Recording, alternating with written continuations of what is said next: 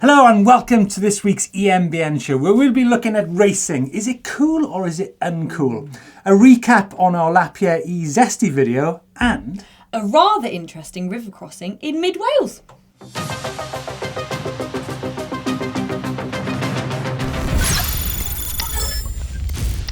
Okay, so it's time to get into the struggles and triumphs in the world of e-mountain biking this week. And we're joined by Georgia Leslie, who herself seems to have been in some kind of battle. Oh, Steve, you should have seen the other guy.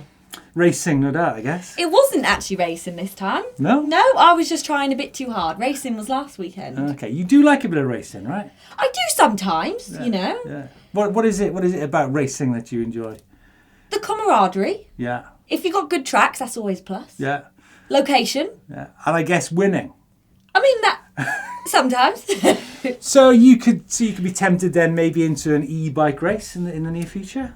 Potentially. Yeah. Yeah, it could be on the cards, I think. So I'm guessing like those elements which you just described would be part of your choice to go and do something like that. It would. I think for an e-bike race, you'd want to do something which is a bit of an adventure. Something a bit further than a normal, local enduro. So, I mean, I'm thinking in the UK, maybe like the Hard Rock Enduro. That would be perfect for an e-bike. Yeah. Because you're out for like 7 hours a day. Yeah.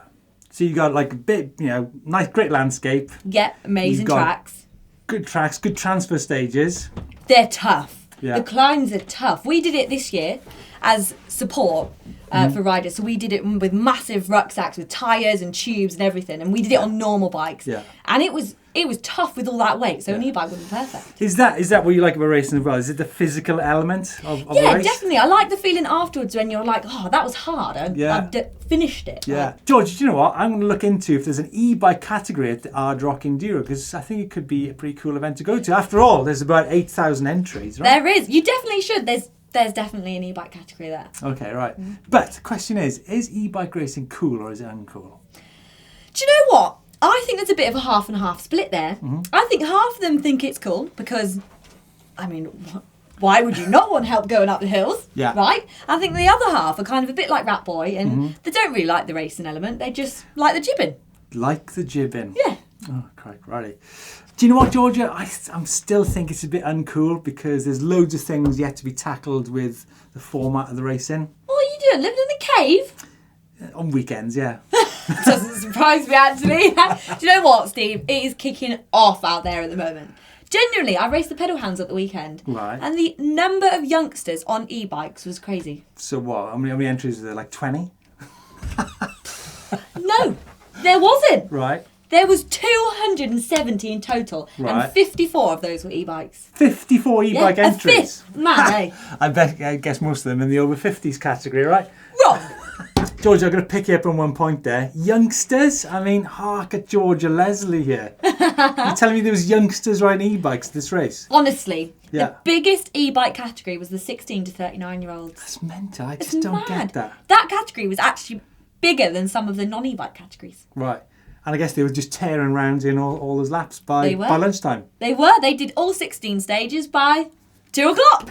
Right. Well, Georgia, I think we need to return to this question on what e-bike race you might like later on. But recently I went down to see double world downhill champion Fabian Barel in the south of France to ask, is the e-bike industry ready for racing yet? And what will the format be? So this is what he had to say. Fabian, you were the winner of the first ever EWS in Punta Ala in 2012? 13, yeah. 2013. Yeah, correct. So you were there, I remember that. Yeah, do you know what the funny thing is actually Bosch came up with the first ever e-bike motor in 2012. Quite an important year. Yeah. But here we are, 6 years later. Mm-hmm. E-bikes have, certainly gathered huge momentum here in the south of France. But you've raced downhill. You've been super successful at enduro. What are your thoughts on? There's lots of talk about e-enduro World Series at the minute. First of all, do you think e-bike competitions are a good thing? And the second thing is, what kind of feeling should you have for an e-enduro series? Should it be enduro or should it be an event? What's your thoughts on it? Well, my thinking is that number one, before talking about a sports event, we have to make sure that the industry is ready for it. Mm-hmm. And when I'm saying the industry, I'm talking about manufacturer, I'm talking about regulation of power and engine, and it has to be fair. Yeah. To be fair racing. I mean, racing is about being fair. So if you're not fair, you can't do any races. So it needs to have a format, it needs to have rules, and it needs to have fair play. At the moment, I be honest that I don't believe the industry is ready for it. And it will take a while. And we have seen many series appearing beginning of this year, and people are trying to launch because I do see a lot of opportunism to certain people to try to surf the growth of the market that e-bike is bringing. As business, This is fantastic. This is business at the end of the day. But as a core mountain biker, I'd like to see an approach that is constructive and actually in exchange and brainstorming with the overall industry, going from manufacturer all the way down to riders and federations. Do you know what? It's interesting. Here in the south of France, now in France general, enduro was a huge social event in France back in the 90s, right? Yes. And there was a lot of people opposed to it becoming a competition because it was a non-competitive thing, right? No, at the very beginning, enduro was about social. Was about having a ride with your buddies, time yourself, share a moment, and ride beautiful locations. Exactly. Those were the main goal, and it quickly became an excitement of racing where the rules become more dedicated and more precise, and it became like proper racing over the years all the way to the AWS. And I have no doubt that it will happen at some point on e-bike, and it will happen, but will it happen in 1, 2 years or 10 years? That's something that we have to be ready for in the fair play of racing, but also for the general comfort of all the riders that got to come on board. Because some people want to do that social thing. So maybe e-bike competition should be more weighted towards an event than a competition. Possibly. It will come an event because again that route of social that we had in enduro in the past will become in e-bike. Today, I mean, we can see the sales in the Alp Maritimes on e-bikes that are huge, and those people that's got bikes now, they want to ride. They want to ride and they want to race. They don't want to race to specifically win a race. They want to race to play with their buddies and ride some cool trails and have clean trails organized, have security around, just having a proper event. So for sure there will be some races that are going to come, and I'll be honest, I'll be part of it, trying some of them to try to understand where they want to go, and just to try to understand where the industry and the sport is going, and I will be for sure enjoying that. But until it becomes like a real success or a world type of title, it has to be structured and organized. And I have no doubt that certain people in the industry are having deep thinking about it at the moment, and a solid brainstorming for the future of our sports. Wow, so interesting stuff there from the double world downhill champion. But you know what, Georgia? I still feel that there's an inequality in e-bike racing, which I'm not happy with. I still feel it's not very cool, really. Well, Steve, you've been racing for years. There's a ton of kids out there now who don't want to be pushing their bikes up a hill, and they don't want to be sitting in the back of a smelly uplift van when they could be pedalling up the hills and getting the runs in. Smashing the runs in, there is that point. It's great, isn't it? Yeah, getting all those runs in. But when it comes down to a competitive element, I'm still not happy with the fact that 50-kilogram Georgia Leslie can put 2 minutes of me on a climb. That means I'd have to be Aaron Gwynn style to catch up that kind of time difference. So you still can't let that one go, can you? I can't. Maybe that's the whole thing. Maybe that's why I don't like racing. Too competitive. Maybe too competitive. But there needs to be an equality basically on racing. Do you know what? Next time me and you race, I reckon there should be a time penalty handicap for you, so that it equals it all up. Well, the Mini Enduro Series are already doing that. They're basing their categories on weight. Right. So that kind of makes sense, right? It does, rather than age, because look at the difference between us. Yeah, just look. But on the subject of racing, if you want to do an e-bike race this year, from March till October, there is no end of races across Europe, from the Enduro 1 stages in Germany through to the WS International Race Series, the Pedal Hound Series, which Georgia mentioned. Yep, and the 6-round E-Enduro Series in Italy. Of course, actually, on the subject of which, the same organisers of that are in charge of the E-Enduro International Series, and that begins in Granada in just over 4 weeks' time. So get tuned into that. Yeah. Continuously variable transmission. Now, the bicycle industry has been following the same pathway for over a century now, with derailleurs and cassettes and shifters and gearing from 8-speed to 24-speed and back down to 12-speed. However, we've been waiting for a revolution, and in the car industry, the likes of the Japanese with Mitsubishi, Nissan, Toyota, as well as the Germans through Mercedes, Audi and Volkswagen, have got applications for CVT. However, it's the Finns have come out with this new one, and it's a company called Revonte from Revonte.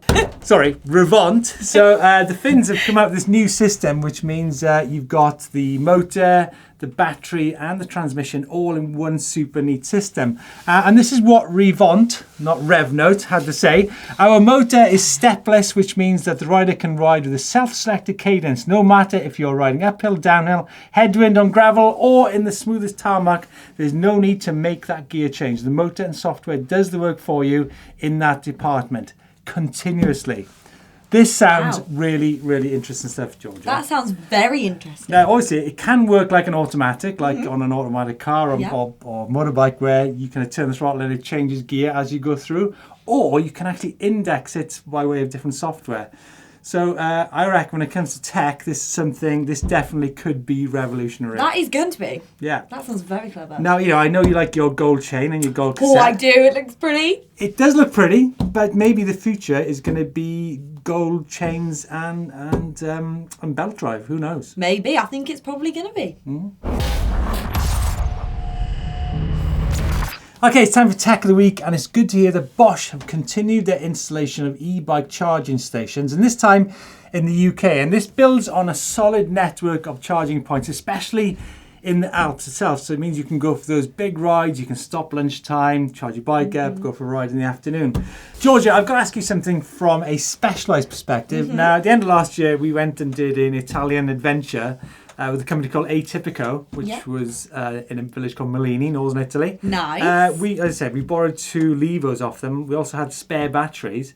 Can you foresee a time in the future where maybe people are buying more spare batteries, or there's going to be higher centres with levo batteries? How do you think things are going to go? I think it's a possibility. I think there are some people out there that are already buying a second battery, but I think now with the 700 watt you've got such a massive range. You can go for miles and miles on something like that. Yeah, good point. I actually did the Hannah Barnes feature in the Noida Peninsula with a 700 watt hour battery. It does take you a long distance. It does. If you ride in eco mode. Yeah, exactly. Yeah. Anything new come from Specialised? You have to wait and see. I guess we can all speculate. Everybody speculates about batteries, especially right? Steve. Georgia, lithium ion, it's so 2019, honestly. Oh, well, there you go. Mr. Scientist over here. Enough of your battery talk, Steve. Question is, have you been on Instagram this week? You've got a funny idea about me, haven't you? You really do think I live in a cave. I actually do think you live in a cave. Look, yes, I have been on Instagram this week. Why that? Good. Question is, did you see the high jump competition that Olly Wilkins had? Yes, I did. That was pretty insane. It was mad. Yeah. I mean, that's got to be, 12 foot high? At least. It was huge. Yeah. On an e-bike as well. Yeah, at the Focus convention. I'm surprised you brought that up, being a specialised Well, I just thought the jump was quite incredible. Clearly, I'm not very good at it. I guess Olly Wilkins, obviously Olly Wilkins is local to you. I'm sure you'll see yeah. more of that in the Surrey Hills. Definitely, I'm sure we will. But can I pull you away from the free ride side of things? Okay, go for it. And Marco Fontana, Olympic cross-country racer, yes. Probably one of the most stylish mountain bikers on the planet. I'll agree with you. And there was a test event in Northern Italy last week, and look, see the speed. He's going uphill, downhill. It was mad. I know. And so stylish too. I reckon, well, as I said, he's one of the most stylish racers, but it got me thinking, what about you? Everyone's focused on the fact that we should have e-bike specific events. Why don't we just have an e-bike class at a cross-country race, or an e-bike class at a downhill race? Or an e-bike class at a trials race. Well, it's not a race, but there you go. We can make it a race. You can do. Meanwhile, back down in Spain, Bernat Guardia, who was an ex-top 10 World Cup downhill racer. Good to see him on the new Intense Taser, ripping some dust down there. And Georgia, meanwhile, something closer to home. I know you mentioned youngsters earlier. Yes, there you I go. saw this come up on Instagram. Yeah. Scott Seaborn, I can actually see where they are there. Do you want to know where they are? I can't read it, yeah. Are you ready? Yeah. Merthyr Tydfil. Tidville. Apparently that's how you say it. But yeah, obviously they'll be in Bike Park Wales. They but are. a big crew having a great time. They have. So from Spain down to Merthyr Tydfil and back again to Germany. And I saw this on Instagram, Georgia. EMTB test ride on the 16th of March. Looks quite interesting. It does. I should ask you actually, any demo events for Specialised this year in the UK? Definitely, yeah. We've got our first demo event of the year actually this weekend at Hampstead Forest. Really? Yeah, with wheelbase. Right, seriously, I hadn't planned this question to Georgia. All right. E-bikes there? So many. We're taking e-bikes to all of our demo days. They are the most popular bike that goes out over the weekend. Okay, well, we'll stop you there because otherwise it'll seem like a commercial. Let's move on to ELEC-TRICKS. What's Chris been up to in the woods this week?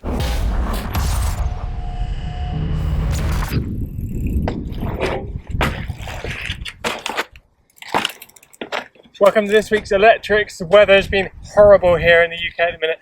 The trails are really wet and soggy, so we're going to hit the street, take a look at a few different skills you can learn out there, take it to the trails. When it comes to riding street, you've really got to use your imagination. Like these blocks in front could be like falling down logs across the trails, got little things to hop around on. You've got empty car park out there to practice wheelies, manuals, bunny hops, things like that. So I found this really skinny curb combined with this corner as well, so it's all elevated off the ground. It means if I can balance along this, next time I find something super skinny out on the trails, it's going to become a doddle.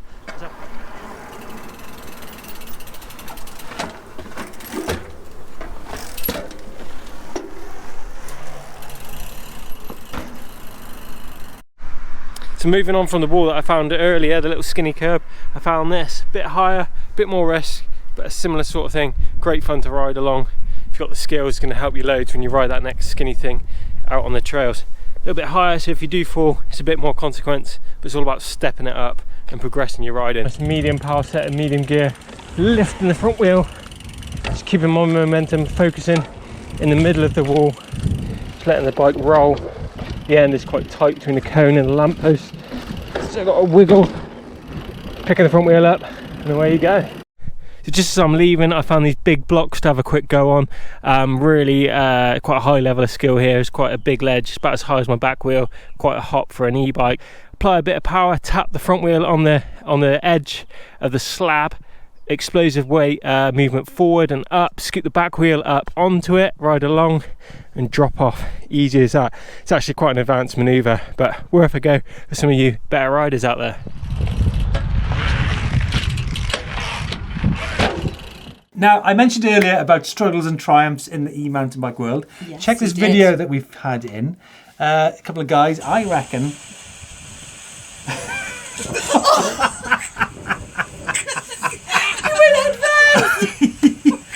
But look how clear that water is. Oh, the poor guy. At least he's laughing. Do you know what?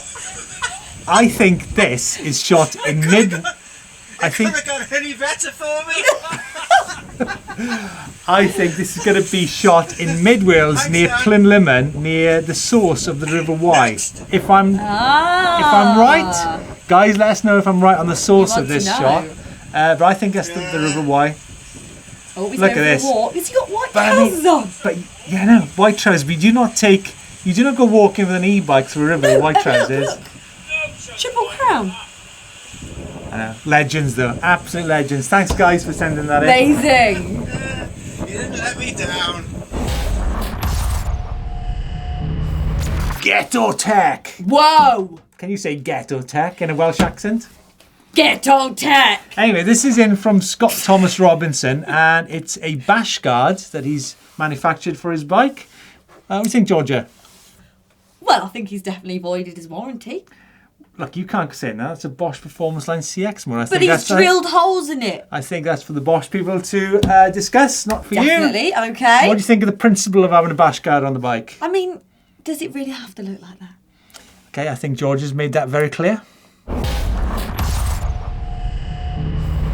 Okay, it's time for some comments from you guys of videos we had on the channel this week. George, sorry, I need to increase the font size here. In a minute, it's going to be one word per screen, Steve. The bike. This is from the Only Housey, who asks, it looks up. This is in relation to the Lapierre E-Zesty video, which went out a few days ago. It looks absolutely amazing. Have you got any spec on what the bike weighs with and without the battery pack and what the power difference is compared to some other general e-bikes on the market? Yes, I have. Now, the bike weighed 18.4 kilograms with the battery and the drive pack in there. However, if you take out the drive pack and the battery, it becomes significantly lighter. So let me give you some numbers here. The bottom bracket weighs 1.31 kilograms. The drive pack 1.92 kilograms. The battery 1.38. So if you remove the drive pack and the battery from that and slot in a 400 gram blanking plate, and that gives you the exact weight of that bike. Moving on to Roxlin, I think the bike is notable in that it sets the bar for what can be possible with future technology. Georgia, can you ask some of these questions? Okay. EMTB BAM says, I'm disappointed that English people, like in the US, don't try to pronounce names in the right way. Lapierre, Fazua, Baumgartner. It's not so difficult. So there you go. Thanks guys for your comments. Keep them coming in on all our videos on the channel. It is time for the bike vault. Georgia, can you assist with this? I can. So the first one is from Mark. He is riding his Vitus E Summit and he is coming from Watlington Hill in Oxfordshire. That's a nice. It's a great bike, but I think the shot is nice. Okay. So next up, you have got Erwin on his giant full E SX from County Donegal in Ireland. You see, my colleague Martin Ashton would not like that because it's a messy background. It's got other bikes in it, so I think that's a nice too. Okay, dokie. Right. On to the next one from Luan. He's on his Trek Powerfly and he's at the Timber Trail in New Zealand. Georgia, I know you work with Specialized, but you must have an opinion on that. That's a beautiful place, right? I mean, the background looks nice. Yeah. She won't be drawn on this. I think that's a super nice Trek Powerfly LT7 from New Zealand. Okay. Next one from Ed. He's on his Merida and he is at the Ballou Plantation in the Isle of Man. You see, that's my kind of woods. I know you can get some great trails in the woods like that, right, Georgia? It's not very green. It's not very green, but then conifer woods like that aren't usually very green, are they? I suppose. It looks dry. It looks dry. That's a super nice. Okay, and Andrew on his Commensal, and he is in North Vancouver. Yeah, it's a place I'd like to go to. Have you ridden in North Vancouver? I've not, no. Nice. North Shore. I mean, you asked the photograph. I think it's a nice photograph because I think I'd have got the other bike to the side of that so you can actually see both bikes in the woods there. Oh, you are fussy. Harsh. Yeah, harsh. Harsh. Yeah. And now we have got Graham on his Merida E120, and he is in Glenrock, Newcastle, Australia. Again, I can't actually see enough of the bike. And you're amazed about all these bikes from all parts of the world. Do you know what? I actually am astonished. It's great, isn't it? Yeah. It's cool. It's very cool. People are loving e-mountain biking. Are. I'm afraid that's a nice Graham. Next up, Tony on his Focus Jam 2, and he is at Dolby Forest. Cool, he looks tall. Look how high his seat post is. Chris was in Dolby recently. Was he? I like that. Kind of on the boundary. Yeah, move on. Nice. Okay, and now we have got Mike on his Mondraker E-Vantage, and he's come from the Breckons in South Wales. Where are the Brecon Beacons, though? Treville. It's actually a very famous quarry. Okay. I've done photo shoots there many occasions. Do you know what, Mike? It's a shame that the horizon's cutting through the frame, but nevertheless, I think that deserves a super nice. Biased by a Welshman, no doubt. Of course. And finally, we have got Richard on his Canyon Spectral, and he is in Arrachar, Scotland. I mean, that is incredible. That's the kind of thing that e-bikes is all about. Super nice. And that's it. We're out of the bike vault this week. Thanks for sending photographs in. Keep them coming, and hopefully Chris or Georgia or whoever's on the show might give you a super nice. Been a bit harsh this week, I feel, Georgia. I think you have been harsh. Sorry. What can you do? Coming out on the channel this week, on Thursday, we have the Rocky Mountain Power Play featuring the Instinct at 140 and the Altitude 150mm rear and 160mm front. Then on Sunday, a place where Georgia Leslie has not been to, Finale, which shows how they are truly embracing e-mountain biking. Now, the reason that Georgia is here is actually because we've done a video on the Levo versus the Stumpy. We have. Can't wait for that one. So there you go. Please subscribe to EMBN. Let us know your thoughts below on today's show. Give us a thumbs up. And if you want to see more about Georgia Leslie, check this video out here, which we did on 1,000 Foot Dead. Georgia, thanks for coming in. No problem. Thank you for having me. Okay, see you later. Bye. Bye.